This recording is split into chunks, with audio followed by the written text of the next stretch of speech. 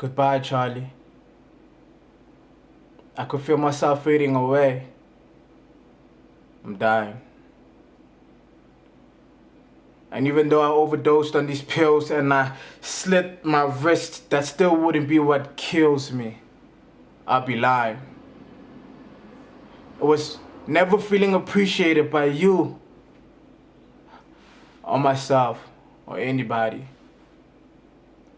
It was the constant reminder that evil still lived inside me, killing any beauty left of my body. I died multiple times. I knew you cheated.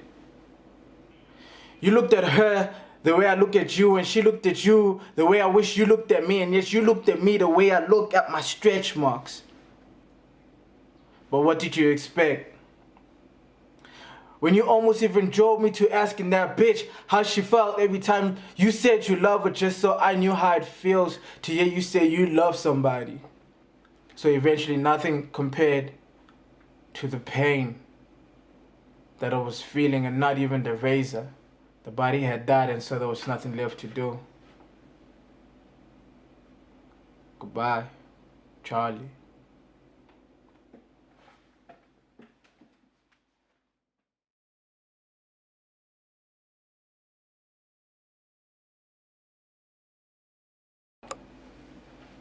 Oh, what he do, what he does, what he did all day, ladies and gentlemen. It's your boy Don Mercy, and I want to thank you so much for watching this video. And if it incited any emotion, or if it brought back any hurtful things from your past, and kind of made you feel some type of way, I deeply, sincerely want to apologize to the viewers that might have found this very sensitive to them, which is why I want to just follow it up with a message and kind of just like go through the poem and what went through my mind as I was writing it, so that I don't want you, and I'm really speaking to the ones that are more sensitive to the topic of suicide or emotion or depression, especially from the kind of depression that comes from losing somebody you loved or being hurt by someone you dearly love.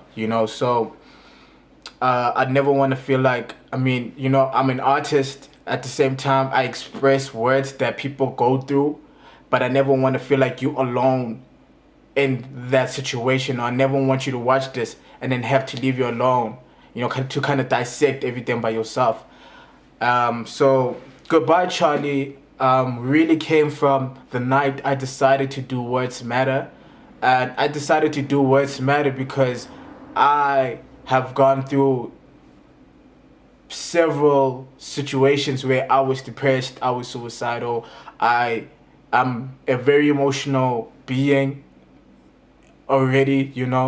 I'm a Pisces, so if you guys kind of believe in zodiac signs and what that means, you would know that as Pisces, the Pisces zodiac is the most, I guess, sensitive of them all, I guess. When it comes to being in tune with emotions, we are very driven by emotion.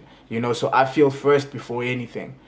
So trust me when I tell you that I've kind of been in situations where I've been hurt, I've been torn up, I've been whatever you can name it, when it comes to, I guess, being hurt and being disappointed, and love and just life in general. And this is why I decided to start this playlist, this channel, the show, this category of what I want to do when it comes to my channel, is because I want to share words that will touch other people and kind of make them realize that they're not alone, or kind of make them realize that I can relate to anything that I write. Because okay, so let me start. I have this thing when I can't sleep, I write little poems, little spoken word stuff on my memo pad.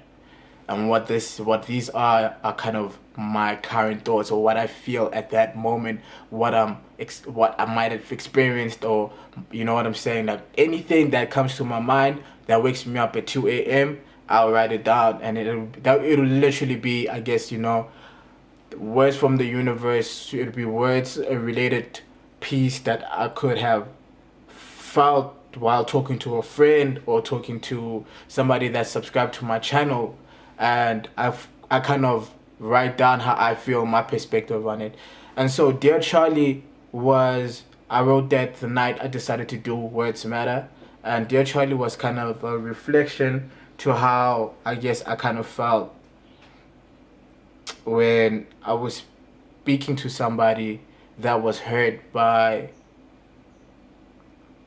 a relationship that they were in, and depressed and going through the most. But Dear Charlie, I decided to write from a girl's and a woman's perspective.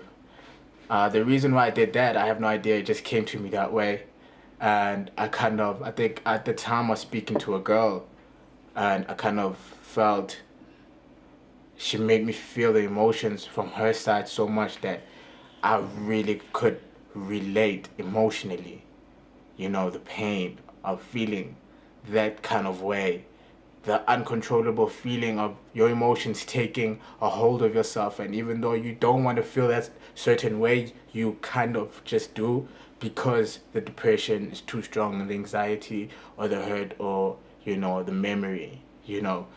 And so this girl, yes, even though she says that she overdosed and slit her wrist, it's kind of it's metaphorical, you know.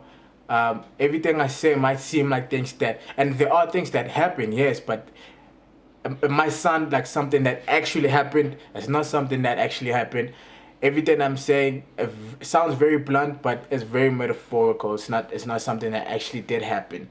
So even though she says she overdosed or slit her wrist, it's metaphorical, it's symbolical, in the sense that a lot of us in that space kind of feel like we want to die and we want to kill ourselves, or we want to disappear from the earth in order to run from this pain. And it's always so much, sometimes unbearable, to actually face it and try to deal with it, when honestly it's not the truth. It might feel like the truth at that particular time, but you never have to feel like you have to go to that extent to run away from the pain. The pain can be solved, pain can be overcome, pain can be talked about, and you could triumph pain. You could work through it. You could actually really work through pain. So it should never come to a sense that you want to like kind of take your own life to deal with pain. You have people around you that are there to help you, and sometimes the pain covers your eyes so much that you don't see them, or you don't see that they're there to help you, or you might feel like they don't really understand, or they might never understand. But I've come to realize that there's so many people that have gone through similar things in life, that there is always somebody there that will understand how you're feeling, and that will understand what you're going through, and that is sensitive enough to speak about what you're going through. Even with me, you know what I'm saying? Like, I mean, just by the way, you could DM me, you could drop me a message or whatever, if you feel like you need somebody sensible enough to listen to you, whatever you're going through. And really, I would try my best to be there as much as I can, and because I'm down with helping people that want to be helped, especially in cases that, like these, that I fully understand. So I speak about, overdosing and slitting wrists, because metaphorically you want to take that pain away, you want to take yourself away from the pain. And like I said, it's not really worth it. And then she carries on, and she's saying that she never felt appreciated by Charlie, but also never felt appreciated by herself or anybody. And the reason why I kind of put that there is because sometimes you don't need to find appreciation from one specific person. If someone isn't showing you appreciation, that's why it's always so good to appreciate yourself, even the little things about yourself. Appreciate the thought that you don't have to take what people are saying that diminishes you and kind of put that onto yourself, put that on as a burden. Other people's opinions, other people's feelings towards you. Like, what should always matter is what you think of yourself first. The beauty, your self beauty, self love, self assurance should always come first before anybody that you fall in love with, parents, friendships, or anybody, you know. So because what happens when you tend to kind of look for appreciation externally, when you don't really find it, it creates such a void, because you have missed the first fundamental foundation, which is loving yourself. And when that foundation isn't there, it all kind of collapses when it's not built right from other people. Other people should be a bonus, you know. It should be a bonus onto what you have laid for yourself. So when you look for appreciation externally and you haven't internally and by yourself, when you stand alone, when you stand alone, that pain could feel really, really hurtful. You know, that loneliness could feel like a void that you cannot handle.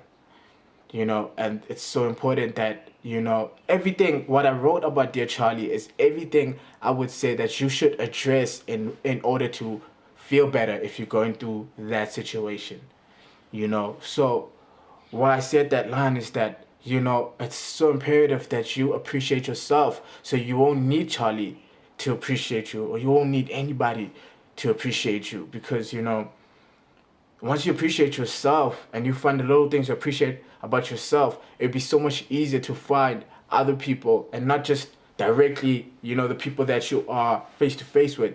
Other people you'll find to see that other people appreciate you. Your teacher appreciates you, your lecturer appreciates you, your cousin appreciates you, your best friend appreciates you, you know, just random things. Your mother appreciates you, your father appreciates you. Like, oh, you have a beautiful voice. You know you have a beautiful, you appreciate your voice.